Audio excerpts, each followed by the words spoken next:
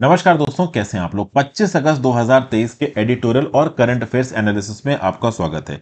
जैसा कि मैंने आपको सुबह टेलीग्राम ग्रुप में और कम्युनिटी टैब में बताया था, 25 अगस्त को मुझे कहीं जाना पड़ गया, जिसकी वजह से ये एडिटोरियल और करंट का टॉपिक अपलोड नहीं हो पाया था, तो इसको मैं अपलोड कर दूंगा। यहाँ पे कौन कौन से टॉपिक्स के ऊपर बातचीत होगी, तो इसके बारे में एक हल्का आइडिया दे देता हूँ। इंडिया की G20 अपॉर्चुनिटी कैसे अफ्रीका रिनेसा लेके आ सकती है, इसके बारे में बात करेंगे। कैसे यहाँ पे ओवरऑल जो कंज्यूमर फूड प्राइसेस राइज हो रहे हैं, उसके हिसाब से इकोनॉमिक्स बदल रही है, इसके बारे में बात करेंगे। Trade curbs on farm products will distort sowing preferences. मतलब अगर आप फार्म प्रोडक्ट्स के ऊपर कुछ ट्रेडिंग कर्व्स लगाओगे, जैसे कि ओनियन के एक्सपोर्ट के ऊपर 40% ड्यूटी लगा दी गई 31 दिसंबर 2023 के लिए, तो ये सब कहीं ना कहीं फार्मर्स को खेती करने से रोकेंगे, तो इन सब चीजों के बारे में बात की गई। थाईलैंड के अंदर मिलिट्री किस प्रकार से इन्फ्लुएंस जमा के बैठी है, इसको लेके यहाँ पे एक आर्टिकल है। मेडिकल कॉलेज का एक रियल पर्पस क्या हो सकता है, इसके रिस्पेक्ट में एक आर्टिकल है। तो ये तो एडिटोरियल के आर्टिकल्स हो गए। उसके साथ साथ करंट अफेयर्स के अंदर एलईसी पे मोदी और जी जिनपिंग स्पीडी डिसंगेजमेंट की बात कर रहे हैं, इसके बारे में देखेंगे। उसके साथ साथ चंद्रयान रोवर ने मोबिलिटी ऑपरेशन शुरू कर दिए हैं मून की धरती पर, ऐसा इसरो का यहाँ पे स्टेटमेंट निकल गया है। उसके बाद तमिलनाडु की जो रिक्वेस्ट है for more water has no legal basis. Karnataka बोल रहा है कि तमिलनाडु ये जितना कोटा पानी का मांग रहा है अपनी एग्रीकल्चरल क्रॉप्स के लिए, उतना बनता नहीं है देना, क्योंकि मॉनसूनल डेफिशिएंसीज रही हैं, और ऐसी डेफिशिएंसीज में नॉर्मल जो कावेरी वाटर मैनेजमेंट अथॉरिटी के ऑर्डर्स हैं उनको इंप्लीमेंट नहीं किया जा सकता। इंडिया का नॉर्दर्न सी रूट से क्या लेना देना है, नॉर्दर्न सी रूट किस प्रकार से मुरमांस के आगे से लेके चुच्ची सी तक जाता है, इसके बारे में यहाँ पे बात करेंगे। तो मैप में भी थोड़ी बहुत जानकारी देखी जाएगी। गगनयान रोवर में कौन कौन से कैमरे लगाए गए, और यहाँ पे विक्रम लैंडर में कौन कौन से कैमरे लगाए गए, उसको लेके एक आर्टिकल है, इसके बारे में यहाँ पे बात करेंगे। किस प्रकार से दुनिया भर की कंट्रीज मून पे ओवरऑल अपने इक्विपमेंट्स को भेजने की बात कर रहे हैं। Fly me to the moon ये ग्लोबल एम्बिशन नजर आ रहा है, तो ये क्या है, कौन कौन से और दुनिया भर की एजेंसीज ने मिशन प्लान कर रखे हैं, इसके बारे में बात करेंगे। अभी कुछ नेशनल अवार्ड्स मिले हैं, कौन कौन सी फिल्मों को नेशनल अवार्ड्स दिए गए, इसको लेके एक आर्टिकल है, इसको देखेंगे यहाँ पे। फिर Modi seeks level playing field for smaller e com company, छोटी ई कॉमर्स कंपनी के लिए यहाँ पे मोदी जी ने लेवल प्लेइंग फील्ड की बात की है। तो इसमें कौन कौन से नए इनिशिएटिव लेके आए जाए, जयपुर इनिशिएटिव क्या है, इसके बारे में यहाँ पे बात करेंगे। फिर ministry suspends order mandating doctors prescribing only generic drugs. देखिए, ओवरऑल केंद्र की सरकार के नेशनल मेडिकल कमीशन, जो कि इंडिया की रेगुलेटरी बॉडी है मेडिकल प्रोफेशनल्स को लेके, उसके बीच में और इंडियन मेडिकल एसोसिएशन के बीच में एक लड़ाई चल रही थी। डॉक्टर्स को बोला गया था, सरकारी डॉक्टर्स को खासकर, कि आप केवल जेनरिक ड्रग्स प्रिस्क्राइब करेंगे, लेकिन सरकारी doctors represented by Indian medical association साफ साफ बोल रहे हैं कि हर जेनरिक ड्रग की क्वालिटी अच्छी नहीं होती। तो यहां पे जेनरिक ड्रग्स की एफिशिएंसी के ऊपर ओपन सवाल उठाया गया है। ये क्या आर्टिकल, इसको देखेंगे। और एक एक्वायर्ड इन्फेक्शन से आप कैसे लड़ सकते हो, उसके बारे में बात करेंगे। तो ये बहुत से आर्टिकल्स हैं। आप देखो, 2 साइंस एंड टेक के यहाँ पे आर्टिकल हैं, करंट अफेयर्स के भी 8-10 आर्टिकल आपको यहाँ पे नजर आ रहे हैं, और 4 एडिटोरियल के आर्टिकल्स हैं। तो काफी कुछ आज के इस पर्टिकुलर लेक्चर में आपको जानने को मिलेगा। काफी होलिस्टिक लेक्चर होने वाला। एक बात और बता दूं, पिछले 2-3 दिनों में मेंटरशिप में वीडियोस थोड़ी धीमी रही हैं, लेकिन आगे आने वाले समय में तेज होंगी। मैं 3 दिन था नहीं, इसलिए वीडियो यहाँ पे थोड़ी सी डिले हो गई है। तो थोड़ा पेशेंस रखिए। मेंटरशिप कोर्स पूरे साल का कोर्स है, और अभी हम लोग सितंबर में भी नहीं पहुंचे हैं। सितंबर, अक्टूबर, नवंबर, दिसंबर, अगले साल नवंबर तक वीडियोस अपलोड होंगी। तब बहुत कुछ आपका हो जाएगा। जो भी आप पैसे दिए हैं, वैल्यू फॉर मनी, इससे ज्यादा आपको कहीं नहीं मिलने वाली है। तो बस ठंड रखिए अपने अंदर। ठीक है, चलिए स्टार्ट करते हैं एडिटोरियल एनालिसिस में। एडिटोरियल एनालिसिस में पहली चीज, हाँ एक और चीज, टेलीग्राम आप ग्रुप से पीडीएफ डाउनलोड कर सकते हैं। www.harshitdwedi.com से भी स्टडी मटेरियल में जाके आप इस पर्टिकुलर लेक्चर की पीडीएफ डाउनलोड कर सकते हैं। हर्षित द्विवेदी एजुकेशन ऐप, जो कि एंड्रॉइड और आईओएस प्लेटफॉर्म पे अवेलेबल है, वहां पे भी स्टडी मटेरियल सेक्शन में पीडीएफ डाउनलोड कर सकते हैं। साथ साथ www.harshitdwedi.com पे मेरी ऐप में ये मेंटरशिप कोर्स आपके लिए अवेलेबल है। आप चाहो तो इस मेंटरशिप कोर्स को ऑप्ट कर सकते हो। मेंटरशिप कोर्स के बारे में बेसिक जानकारी वहां पे मिल जाएंगी। हंड्रेड्स की तादाद में ऑलरेडी वीडियोस और पीडीएफ अपलोड हो चुकी हैं। तो do subscribe to the course अगर आप थोड़ी और क्वालिटी एजुकेशन एक ऑर्गेनाइज्ड वे में पाना चाहते हैं। चलिए भाई, India G20 opportunity for an Africa renaissance. देखिए, अफ्रीका एक एब्सेंटी लैंडलॉर्ड की तरह यहां पे काम कर रहा है। अलग अलग जगहों पे अफ्रीका अपनी डिमांड्स को असर्ट करने की कोशिश कर रहा है, फिर चाहे वो ब्रिक्स का आप कह लो प्लेटफॉर्म हो, यूनाइटेड नेशन जनरल असेंबली हो। यहां पे अफ्रीका अपनी डिमांड को असर्ट करने की कोशिश कर रहा है, अपने रिप्रेजेंटेशन को और सामने वोकल करने की कोशिश कर रहा है। फॉर एग्जाम्पल अगर आप देखो तो, देखिए अफ्रीका की वैल्यू है। अफ्रीका के अंदर जो 54 कंट्रीज हैं वो ग्लोबल साउथ को रिप्रेजेंट करती हैं। ग्लोबल साउथ आप कह लीजिए डेवलपिंग कंट्रीज, जो धीरे धीरे करके ऊपर उठ रही हैं। या फिर लीस्ट डेवलप्ड कंट्री जिनमें ह्यूमन रिसोर्सेज बहुत ज्यादा हैं बट उनको डेवलप करने में समय लग रहा है। तो अगर आप देखो तो बेसिकली ब्रिक्स में और G20 में रिप्रेजेंटेशन अफ्रीका का है, साउथ अफ्रीका के फॉर्म में। अब यहां पे प्रधानमंत्री मोदी जी ने ओपनली बोला है कि अफ्रीका को G20 के अंदर रिप्रेजेंटेशन मिलना चाहिए। अफ्रीका की बात की जाए तो जो साहिल रीजन है अफ्रीका का, वो सेवरल एग्जिस्टेंशियल चैलेंजेस से निकल रहा है। मिस गवर्नेंस है, अनप्लान डेवलपमेंट है, रूलिंग ट्राइब्स का डोमिनेशन, करप्शन है, मिलिट्री डिक्टेटरशिप यहाँ पे आ रही है, कुछ नए डिसरप्टर्स हैं जैसे Islamic terror, inter tribal scrimmage, changing climate, running food operation, urbanisation, youth employment, ये सब कहीं ना कहीं ट्रेडिशनल सोशियो इकोनॉमिक फैब्रिक को अफ्रीका के अंदर तोड़ रहा है। और अगर आप देखो तो जो कॉलोनियल कंट्रीज रही हैं पास्ट की, जो आज की डेट में अपने आप को सो कॉल्ड डेमोक्रेटिक कंट्री बोलती हैं, फ्रांस जैसी, यूनाइटेड स्टेट्स, रशिया, इन सब कंट्रीज ने कहीं ना कहीं इनस्टेबिलिटी फैलाने की कोशिश की अफ्रीका के अंदर। अफ्रीका के अंदर पिछले एक डेकेड्स में जो डेमोक्रेसी बढ़ती नजर आ रही थी, वो अब मिलिट्री डिक्टेटरशिप में बहुत सी कंट्रीज में बदल रही है। बुर्किना फासो, माली, सूडान, ये इन कंट्रीज के एग्जाम्पल है। आप देखो तो यहाँ पे मिलिट्री जनरल्स राज कर रहे हैं, डिक्टेटरशिप यहाँ पे लौट के आ रही है। और कहीं ना कहीं कॉलोनियल कंट्रीज इस डिक्टेटरशिप को सपोर्ट भी कर रही हैं। किसी को यूरेनियम निकालना है नाइजर से, किसी को सेंट्रल अफ्रीकन रिपब्लिक से गोल्ड निकालना है, किसी को लिबिया से ऑयल निकालना है।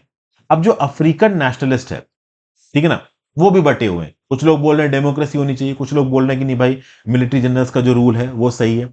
लेकिन सोशियो पॉलिटिकल डिसऑर्डर यहां पे हिला हुआ है। पिछले एक डिकेड से इजिप्ट में, बुर्किना फासो में, माली में, नाइजर में जो आपके आर्म डिक्टेटर्स हैं, मिलिट्री जनरल्स हैं, वो ताकत में आते नजर आ रहे हैं, सुप्रीमेसी के लिए लड़ते हुए नजर आ रहे हैं। ज्यादातर केसेस में ये जो मिलिट्री स्टैब्लिशमेंट होते हैं, ये इस्लामिस्ट को, ट्राइबल को, जो ट्राइबल मिलिट्री ग्रुप्स बने हुए, मिलिशियाज बने हुए हैं, इनको पूरी तरीके से हंसा नहीं पा रहे हैं, और मतलब हरा नहीं पा रहे हैं। और जो डेमोक्रेटिक लीडरशिप है वो भी बहुत हद तक यहाँ पे इनकम्पिटेंट नजर आ रही है, क्योंकि करप्शन जैसी प्रॉब्लम्स को, गरीबी जैसी प्रॉब्लम्स को, इकोनॉमिक ग्रोथ जैसी प्रॉब्लम्स को सॉर्ट आउट नहीं कर पा रहे हैं। तो अफ्रीकन पॉलिटिकल एलीट आपस में बटे हुए हैं, और रीजनल और कॉन्टिनेंटल टेंशंस भी यहाँ पे बहुत सारी हैं। समझ गए? अब यहाँ पे इकोवास की अगर आप बात करो, economic community of West African state, इसने रिसेंटली थ्रेटन किया नाइजर को, नाइजर के मिलिट्री जनरल्स को, कि भाई डेमोक्रेटिक लीडर्स को वापस ताकत में आने दो, ये मिलिट्री डिक्टेटरशिप की बात मत करो। बट इकोवास के दो मेंबर्स माली और बुर्किना फासो अगेंस्ट खड़े हो गए, चूंकि इनके यहाँ खुद मिलिट्री डिक्टेटर्स राज कर रहे हैं। तो धीरे धीरे करके अफ्रीका की जो पॉलिटी है, जो कंट्रीज की एडमिनिस्ट्रेशन है, वो आपस में टूटती सी नजर आ रही है। प्लस अफ्रीका में कुछ और प्रॉब्लम्स है। चाइना की अगर बात करूं तो अफ्रीका का लार्जेस्ट ट्रेडिंग पार्टनर है, लेकिन चाइना की इकोनॉमी खुद स्लो डाउन कर रही है, उसका ट्रेड खुद स्लो डाउन कर रहा है। अफ्रीकन कमोडिटीज के अंदर चाइना के इन्वेस्टमेंट भी धीरे धीरे कम होता जा रहा है। कुछ अफ्रीकन कंट्रीज में तो चाइना ने उतना उधार बांटा है कि वो अनसस्टेनेबल लेवल पे पहुंच चुका है, और अब चाइना धीरे धीरे करके इन अफ्रीकन कंट्रीज के एसेट्स के ऊपर अपना कब्जा जमा रहा है। रशिया की अगर बात करो तो रशिया बेसिकली वैगनर ग्रुप को as a shortcut for security इस्तेमाल करता था अफ्रीका के अंदर। अब तो खैर वैगनर ग्रुप के फ्यूचर को लेके काफी डाउट्स हैं, चूंकि इनके लीडर यवगेनी प्रिगोजिन की रिसेंटली एक एयर क्रैश में मृत्यु हो चुकी है। रशिया की बात की जाए तो वेस्टर्न इकोनॉमिक सैंक्शंस के अंदर है, लेकिन अफ्रीकन समिट इसने रिसेंटली ही जुलाई में होस्ट की थी, जिसमें थोड़ा बहुत कम पार्टिसिपेशन आया था। फ्रांस, यूनाइटेड किंगडम और बहुत सी कॉलोनियल पावर्स इंक्लूडिंग यूएस, ये कहीं ना कहीं अफ्रीका की मिनरल वेल्थ में इंटरेस्टेड है, कैसे ना कैसे करके अपनी इन्वॉल्वमेंट को वहां पे बने रहने देना चाहते हैं। अब इस बीच जब 15वां ब्रिक्स समिट हुआ साउथ अफ्रीका में अगस्त 23-24 को, तो थीम क्या थी? BRICS and Africa. अब इसके बाद अगर आप देखो तो सितंबर में 18th G20 समिट होगी, जहां पे ग्लोबल साउथ के बहुत से रिप्रेजेंटेटिव्स आएंगे, इंक्लूडिंग अफ्रीका के बहुत से रिप्रेजेंटेटिव्स आएंगे। फिर एनुअल सेशन होगा यूनाइटेड नेशन जनरल असेंबली का, और यहां पे कहीं ना कहीं अफ्रीका कॉन्टिनेंट की डेवलपमेंट को लेके, उसकी ग्लोबल पावर गेम्स की पार्टिसिपेशन को लेके बहुत सारी बातें होने वाली हैं। तो देखिए, यहां पे अफ्रीका की इंडिया किस प्रकार से मदद कर सकता है। इंडिया के टाइज अफ्रीका से बहुत पुराने हैं, डीप है, हारमोनियस है। जब से महात्मा गांधी जी ने अपार्थाइड के अगेंस्ट सत्याग्रह किया था, तब से ओवरऑल इंडिया का एक बड़ा ही पॉजिटिव रोल रहा है अफ्रीका के अंदर। आज की डेट में अगर हम देखो तो हम कम ऑयल इंपोर्ट करते हैं अफ्रीका से, कम एग्रीकल्चरल प्रोडक्ट्स इनको भेजते हैं। इंडिया अफ्रीका का ट्रेड $98 बिलियन था 2022-23 में। इंडिया की इन्वेस्टमेंट और सोशो इकोनॉमिक एंगेजमेंट्स की बात की जाए तो वो रोबस्ट है। Education, health care, telecom, IT, appropriate technology और एग्रीकल्चर में इंडिया और अफ्रीका काफी हद तक एक दूसरे के साथ इंगेज करते हैं। अफ्रीका के अंदर पांचवां सबसे बड़ा इन्वेस्टर है इंडिया, $12.307 बिलियन कंसेशनल लोन्स हमने अफ्रीका को बांट रखे हैं। इंडिया 197 प्रोजेक्ट्स को कंप्लीट कर चुका अफ्रीका के अंदर। 42,000 स्कॉलरशिप्स को हम 2015 से दे चुके हैं अब तक अफ्रीकन स्टूडेंट्स को। तो approximately 3 million 30 lakh Indian origin के लोग अफ्रीका में रहते हैं, बहुत सारे सेंचुरीज में रह रहे हैं। ये अफ्रीका की लार्जेस्ट नॉन नेटिव एथनिसिटी है। तो कहीं ना कहीं इंडिया एक बड़े लेवरेज पे when it comes to a comprehensive profile in Africa, और अफ्रीका की इंगेजमेंट इंटरनेशनल एरेना में हम G20 समिट के थ्रू आगे बढ़ा सकते हैं। तो जो लाइक माइंडेड G20 के पार्टनर्स है, मल्टीलैटरल इंस्टीट्यूशन है, इनके साथ एक कॉम्प्रिहेंसिव सेमी परमानेंट प्लेटफॉर्म बना के स्टेलमेटेड सिक्योरिटी और socio economic situations of Africa को सुधारा जा सकता है। इसे डिलीवर की जाएगी पॉलिटिकल स्टेबिलिटी और economic development by combining peace keeping with socio political institution building. हम ऑफर कर सकते हैं फोर्स मल्टीप्लायर्स, टारगेटेड इन्वेस्टमेंट्स, और ट्रांसफर कर सकते हैं रेलेवेंट और एप्रोप्रिएट इंटर इनोवेशन, जैसे कि JAM trinity, Jandhan Aadhaar mobile, फिर DBT direct benefit transfer, UPI unified payment interface, aspirational district programme. ये सब कहीं ना कहीं पार्टिसिपेटिव और लेस एक्सप्लॉयटेटिव अल्टरनेटिव को दिखाते हैं। न्यू दिल्ली भी यहां पे जगह बना सकता है इंडिया अफ्रीका इकोसिस्टम के लिए, क्योंकि 21st सेंचुरी में विन विन सिचुएशन को दिखाता है। ठीक है भाई, आगे चलते हैं। अगला है ड्रिवन टू टीयर्स। क्या बताया जा रहा है यहां पे? भाई देखिए, कंज्यूमर फूड प्राइसेस 11.5% बढ़े हैं जुलाई में। आप ये कह सकते हो कि थर्ड हाईएस्ट है current retail inflation data series के लिए। 2014 से लेके अब तक तीसरे सबसे हाईएस्ट नंबर के इन्फ्लेशन देखने को मिले हैं फूड प्राइसेस में जुलाई 2023 में 11.5% के। ओके, अगर आप देखो तो रिसेंटली यूनियन के ऊपर, ओनियन मतलब प्याज के ऊपर एक 40% की एक्सपोर्ट लेवी ड्यूटी लगाई गई है, और ये इफेक्टिव रहेगी 31 दिसंबर 2023 तक। और इससे पहले इस प्रकार के बहुत से स्टेप्स लिए गए हैं जहां पे इंडियन एग्रीकल्चर प्रोडक्ट्स के एक्सपोर्ट्स के ऊपर कुछ रेस्ट्रिक्शंस लगाए गए हैं। जैसे for example non basmati rice के शिपमेंट्स के ऊपर वो लगाए गए हैं, कुछ बैरियर्स लगाए गए हैं। पल्सेस और व्हीट्स के ऊपर स्टॉक लिमिट्स लगाई गई हैं। यूनियन ओनियन एक्सपोर्ट्स मतलब प्याज का एक्सपोर्ट जो पिछले साल 65% बढ़ा था, और आप कह लो कि जितना टोटल परसेंट डोमेस्टिक प्रोडक्शन था उसका 8% प्याज इंडिया के बाहर एक्सपोर्ट हो गए थे। अब बात यह है कि जब आप ओवरऑल एग्रीकल्चर प्रोडक्ट्स के एक्सपोर्ट के ऊपर कुछ बैन लगाते हो, एक्सपोर्ट कर्व लगाते हो, तो कहीं ना कहीं फार्मर्स इंडिया में नाराज होंगे। देखिए, इंडिया के फार्मर्स बहुत हद तक वल्नरेबल रहे हैं। इंटरनेशनल मार्केट्स में इंडिया की जो एग्रीकल्चर गुड्स के दाम है वो अक्सर कर ज्यादा हो जाते हैं।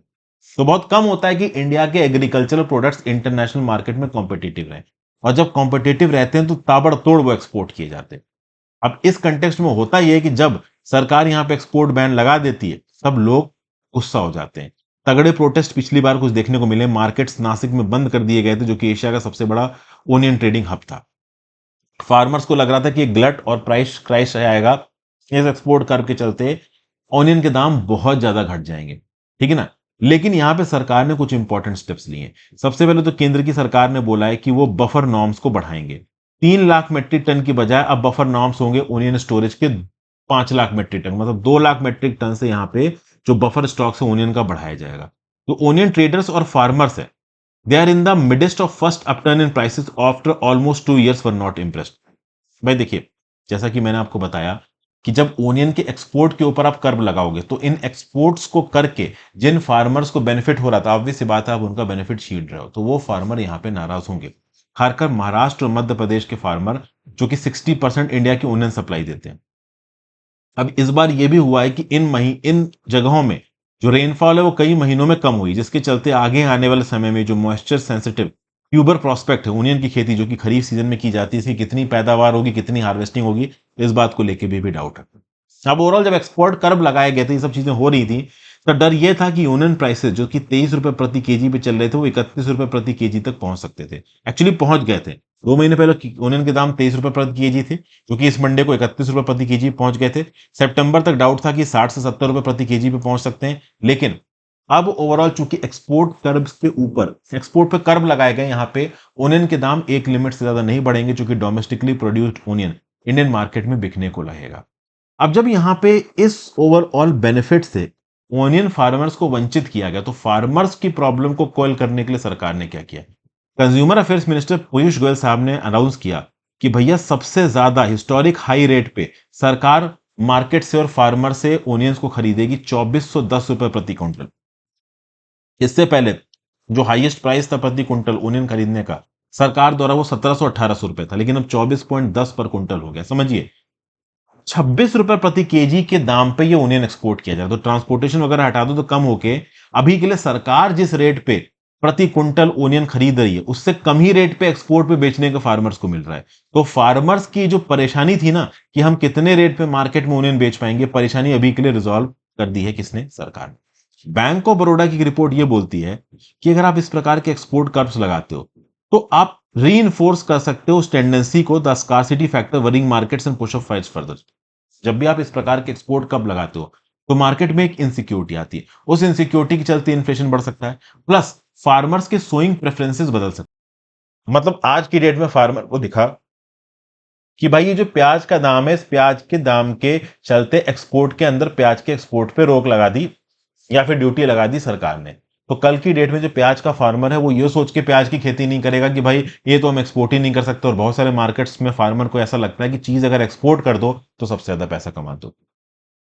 तो बेसिकली अगर इस प्रकार से प्रोफ्लिगेट यूज होता है इन ब्लंट पॉलिसी इंटरवेंशंस का, जैसे कि आपने एक्सपोर्ट ड्यूटी लगा दी है ओनियन के एक्सपोर्ट के ऊपर, तो इससे सोइंग प्रेफरेंसेस को डिस्टॉर्ट किया जा सकता है और उसके चलते क्रॉप्स में लॉन्ग टर्म में इन्फ्लेशन आ सकता है। तो अगर हमें ड्यूरेबल सप्लाई चेन बनानी है खासकर वेजिटेबल्स के लिए और उनको प्राइस वोलेटिलिटी से बचाना है, तो इस कंटेक्स्ट में मॉनेटरी पॉलिसी पे ध्यान देना पड़ेगा और यहां पे इस सब चीजों पे ध्यान देना पड़ेगा कि हम लॉन्ग टर्म में ओवरऑल परचेज एग्रीमेंट दूसरे देशों से साइन कर लें, ना कि हमारे देश के एक्सपोर्ट्स के ऊपर बैन लगाएं। फॉर एग्जांपल, जब ऑनियन के दाम थ्री फिगर्स में, सॉरी टमाटर के दाम थ्री फिगर्स में पहुंचे थे, 100 रुपए प्रति किलो पास कर रहे थे, तब हमने नेपाल से बड़े तादाद में टमाटर्स को इंपोर्ट किया।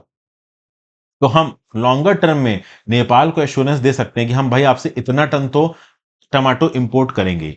तो अगर लॉन्गर टर्म में ओनियन और टमाटर जैसी चीजें देश के बाहर एक्सपोर्ट होती हैं और उसको कंपनसेट करने के लिए हम अफोर्डेबल दाम में उनको इंपोर्ट भी कर लेते हैं किसी कंट्री से, इससे ओवरऑल मार्केट में आप कह लो जो स्टेबिलिटी है वो बढ़ेगी।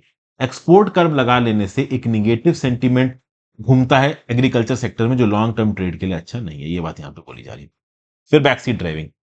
अभी इलेक्शन हुआ है श्रेथा थविसिन का, ये प्रॉपर्टी टाइकून है फ्यू थाई पार्टी के, थाईलैंड के प्राइम मिनिस्टर भी हैं। अब he has marked a shift towards civilian governance from almost a decade of military rules. ठीक है भाई। तो श्रेथा थविसिन फ्यूथी पार्टी के हैं, प्रॉपर्टी टाइकून है, थाईलैंड के प्राइम मिनिस्टर बन चुके हैं। ओके, सिविलियन गवर्नेंस आ चुकी है आज की डेट में, नाम के लिए सिविलियन सरकार, डेमोक्रेटिक सरकार बन चुकी है। अब एक्चुअली में जो सबसे बड़ी पार्टी थी इस बार के पार्लियामेंट्री इलेक्शन में जो जीती थी वो थी मूव फॉरवर्ड पार्टी। मई के पार्लियामेंट्री इलेक्शन में इनके पास मेजोरिटी थी लोअर हाउस में, ठीक है ना। लेकिन इनके पास जो सेकंड नंबर पे हाईएस्ट थी आपकी फ्यू थाई पार्टी, इसके रिप्रेजेंटेटिव ने यहां पे सरकार बना ली, क्योंकि इसके रिप्रेजेंटेटिव ने मिलिट्री अलाइंड पार्टीज के साथ कॉलिशन किया। और जब आप मिलिट्री अलाइंड पार्टीज के साथ कॉलिशन करोगे तो आप मिलिट्री के नियम कानूनों के हिसाब से रहने पे हाँ बोल लो। मूव फॉरवर्ड पार्टी जो नंबर 1 पे थी, इसके जो लीडर थे पीटा लिमजो नराट, ये एक स्पिरिटेड कैंपेन लेके आ गया है। तो उन्होंने बोला था ये इकोनॉमिक जस्टिस करेंगे, मिलिट्री की ताकत को चेक में रखेंगे, रॉयल लेस मेजेस्टी लॉस को खत्म करेंगे, ठीक है ना। मोनार्की के खिलाफ पब्लिक क्रिटिसिज्म नहीं कर सकती, प्रेसिडेंट कोई भी खर्चा करे थाईलैंड के अंदर वहां की जनता उसको क्रिटिसाइज नहीं कर सकती। ये सब दकियानुसी कानून पीटा लिमजो नराट ने बोला था कि हटाएंगे। पीटा लिमजो नराट के पास एक प्रॉपर मेजोरिटी भी थी elected lower house of parliament में, लेकिन उसके बाद भी वो सरकार नहीं बना पाए, क्योंकि थाईलैंड की पार्लियामेंट में कुछ ऐसा है कि लोअर हाउस में 500, अपर हाउस में 250 और 750 में मेजोरिटी डिसाइड करेगी कि कौन सरकार बनाएगा। तो वहां पे जो राज्यसभा है ना, जो उनका अपर हाउस है, वो भी मेजोरिटी में एक रोल प्ले करता है और उनके सेनेट में, राज्यसभा में ज्यादातर मिलिट्री के लीडर्स ही हैं। तो कुल मिला के मूव फॉरवर्ड पार्टी के जो बहुत ज्यादा प्रो डेमोक्रेसी मूव थे, इनसे वहां की मिलिट्री पार्टीज डर गई थी, तो पीटा लिमजोराट को बढ़ने नहीं दिया गया और फ्यू थाई यहां पे जीत गया। समझ गए बात को? ठीक है। अब भाई देखिए, पिछले एक सेंचुरी में थाई मिलिट्री ने डजन कूप से ज्यादा किए। मोनार्की को इंडोर्स किया है यहां पे आप कह लो थाईलैंड की मिलिट्री ने। अब ये जो फ्यू थाई पार्टी है, it is the third incarnation of pro democracy movement founded by Thaksin Shinawatra. Thaksin Shinawatra prime minister थे, उसके बाद इनकी डॉटर यंगलक श्रीमाता बनी थी। अब इनकी पार्टी के फ्यू थाई बने हैं, मतलब आप कह लो जो लीडर बने हैं उनका नाम है श्रेथा थाविसिन, ये फ्यू थाई पार्टी के। लेकिन अब ऐसा बोला जा रहा है कि ये फ्यू थाई पार्टी ने कुछ चीजों पे कॉम्प्रोमाइज कर लिया। किस प्रकार की चीजों पे कॉम्प्रोमाइज कर लिया? जो प्रो डेमोक्रेसी पार्टी थी उन्होंने इन इलेक्शंस को लड़ते वक्त ये बोला था कि वो लेस मेजेस्टी लॉस को हटाएंगी, ये मोनार्की जो एब्सोल्यूट राज कर रही है इसको बनाएंगी, मोनार्की को भी अकाउंटेबल करेंगी। लेकिन अब यहां पे फ्यू थाई पार्टी चूंकि मिलिट्री बैक्ड पार्टीज के साथ कोलिशन बना रही है, तो अब वो यहां पे रॉयल्टी को क्वेश्चन नहीं कर रही है, राजा साहब को यहां पे क्वेश्चन नहीं किया जा रहा। तो जो बहुत सारे प्रो डेमोक्रेटिक मूवमेंट के हिसाब से मूव फॉरवर्ड पार्टी और फ्यू थाई पार्टी ने इलेक्शन लड़ा था, वो अब उस फ्यू थाई वाले उस पर्टिकुलर आप कह लो प्रो डेमोक्रेसी स्टैंड से पीछे हट चुके हैं। उसके साथ साथ मूव फॉरवर्ड के जो पीटर लिमजोनराट हैं, उनके खिलाफ एक लीगल प्रोब शुरू हो गई थाईलैंड के अंदर, और कल की डेट में वो लीगल प्रोब वहां के कोर्ट में अगर साबित हो जाती है, तो जो भी मूव फॉरवर्ड पार्टी के एमपीज है उनको डिस्क्वालीफाई किया जा सकता है लोअर हाउस से। तो कुल मिला के मिलिट्री तिगड़म भिड़ा के यहाँ पे प्रो डेमोक्रेसी पार्टीज को प्रॉपर तरीके से पावर में नहीं आने दे रही है। ठीक है ना। उसके साथ साथ अभी के लिए जो mister Srettha Pheu Thai party के बिहार पे कुर्सी पर बैठे हैं, उनके साथ और भी बहुत सी प्रॉब्लम है। ये स्लगिश इकोनॉमी है, डेमोक्रेटिक राइट्स को बढ़ाना है, और उस पर से उनकी सरकार को पीछे से मिलिट्री स्टैब्लिशमेंट सपोर्ट कर रही, तो कितना कर पाएंगे कितना नहीं कर पाएंगे, इस बात को लेके काफी सारे डाउट्स है। फिर अगला है the real purpose of a medical college क्या है। रिसेंटली एक रिपोर्ट निकल के आई पेशेंट की कि ऑलमोस्ट 1 साल तक उसको पेट में दर्द होता रहा। बाद में पता चला पेट में दर्द ये हो रहा था क्योंकि उसने 1 साल पहले जो ऑपरेशन करवाया था एक बड़े मेडिकल कॉलेज में, वहां पे एक सर्जिकल इंस्ट्रूमेंट उसके स्टमक में छूट गया था। समझ गए। तो ये मेडिकल नेग्लिजेंस का केस है, और ये one of the leading medical college Kerala में हुआ है। केरला अपनी एडवांस्ड हेल्थ केयर सिस्टम्स के लिए जाना चाहता था, और वहां पे ओवरऑल एक ऐसा केस हो रहा है कि मेडिकल कॉलेज में ऑपरेशन होता है और पेशेंट के पेट में आप एक सर्जिकल इंस्ट्रूमेंट छोड़ देते हो। ये कुछ कुछ वैसा एक पिक्चर आई थी करीना कपूर की, अक्षय कुमार की, वो कुछ खिलाड़ी टाइप का वो स्टंट मैन होता है उसमें अक्षय कुमार, वहां पे करीना कपूर इसका ऑपरेशन करती है और अपना एक सर्जिकल इंस्ट्रूमेंट उसके पेट में छोड़ देती है। तो बेसिकली कुछ ऐसा ही हो गया यहाँ पे। अब क्या है भैया, बैचलर ऑफ डेंटल सर्जरी और मास्टर ऑफ डेंटल सर्जरी, ये जो कंट्री के डेंटल कॉलेजेस हैं, यहाँ पे जो वैकेंसीज हैं सीट्स में वो बढ़ रही है। ठीक है ना। मेडिकल कॉलेज यहाँ पे क्या रोल प्ले करते हैं, what is the role of medical college, इसके बारे में मैथ्यू जॉर्ज साहब बात कर रहे हैं। देखिए, जो पॉलिसी प्रपोजल है 2019 का केंद्र की सरकार का, वो ये बोलता है कि डिस्ट्रिक्ट हॉस्पिटल्स को मेडिकल कॉलेज में चेंज करो, और a policy of sanctioning and all India institute of medical sciences, एक all India institute of medical sciences जो है, ये भी एक तरीके का मेडिकल कॉलेज ही है। ठीक है ना, क्योंकि यहाँ पे पढ़ाई भी की जाती है, at the same point of time लोगों का इलाज भी किया जाता है। तो भैया, यहां पे हमें एग्जामिन करने की जरूरत है कि मेडिकल कॉलेजेस किस हद तक पेशेंट केयर में कंट्रीब्यूट करते हैं from a public health perspective. देखिए, मेडिकल कॉलेज एक ऐसा इंस्टीट्यूशन है जिसके डुअल पर्पज है। पहली बात तो एजुकेशनल रोल में एक इंपॉर्टेंट रोल प्ले करता है। जो भी यहाँ पे इंटर्न्स है वो पढ़ाई कर रहे होते हैं मेडिसिन की। ठीक है ना। एक एजुकेशनल रोल है, एक ऐसा इंस्टीट्यूशन जहां पे एजुकेशन हो रही है, स्टूडेंट्स की ट्रेनिंग हो रही है ताकि वो मेडिकल प्रोफेशनल बन सकें। टीचिंग उनको कराई जाती है, अप्रेंटिसशिप इंटर्नशिप उनको प्रोवाइड की जाती है। इंटर्नशिप कैसे, तो पढ़ाई तो हो ही रही क्लास में, उसके साथ साथ उस मेडिकल कॉलेज का एक अपना हॉस्पिटल भी है जहां पे लोग इलाज कराने के लिए आ रहे हैं। उस हॉस्पिटल में जाके अप्रेंटिस इंटर्नशिप भी कर रहे हैं लोग। किस प्रकार के मेडिकल कॉलेज को और उसके एसोसिएटेड हॉस्पिटल को मुन्ना भाई मूवी में भी दिखाया गया था। समझ गए भाई। तो वहीं पे क्लास भी चल रही है और वहीं के इंटर्न्स भी है। तो मेडिकल कॉलेज हॉस्पिटल एक state of the art facility है जिसको स्टैब्लिश किया गया with the view to ensure bed side care, a mandatory requirement for apprenticeship and is the most crucial component in medical training. इसका secondary purpose क्या है कि medical care provide करें। तो पहले तो पढ़ाई और दूसरा मेडिकल केयर प्रोवाइड करनी। तो इसीलिए मेडिकल कॉलेजेस प्रोवाइड किए गए ताकि मेडिकल कॉलेजेस बच्चों को पढ़ाएं भी, यंग डॉक्टर्स को भी तैयार करो, at the same point of time in medical colleges में बीमारी का इलाज भी किया जाएगा। समझ गए। अब आगे, अब इनसे एसोसिएटेड प्रॉब्लम्स की बात होगी, कॉलेजेस मिथ।